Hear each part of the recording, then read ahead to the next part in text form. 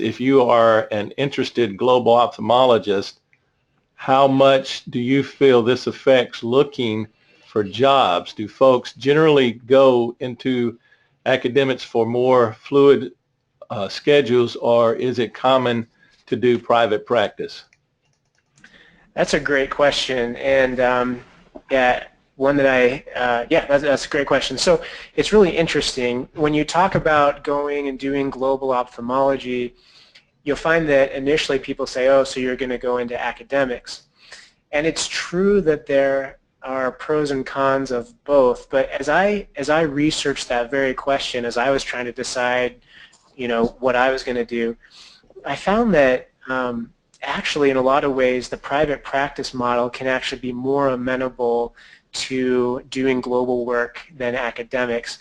So you have on one hand the example of Jeff Tabin, who's just had this incredible arrangement with the Moran Eye Center, who again is so invested and so supportive of international work, and they've really given him kind of a golden ticket to do what he wants internationally. But that's relatively uncommon in academia. You generally have the same amount of vacation as everybody else does, and if you come there as a global person, you've done a global fellowship, you've done a lot of time abroad, and they're hiring you for that purpose, then I'm sure you'll get some more leeway. But still, it can be a little bit harder to spend all that time abroad and still be busy in clinic to provide the income that you need to, make it work for everybody, work for yourself, work for the department.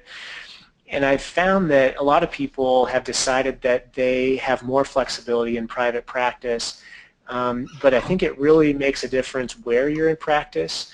If you're in a very cutthroat setting, if you're in Washington, D.C., where there's 1 million ophthalmologists and everybody's fighting for patients and for cataracts, and even the senior partner is only taking 3 weeks or 4 weeks of vacation, then you as a junior person aren't going to be able to go and do a lot of international work because it's so competitive.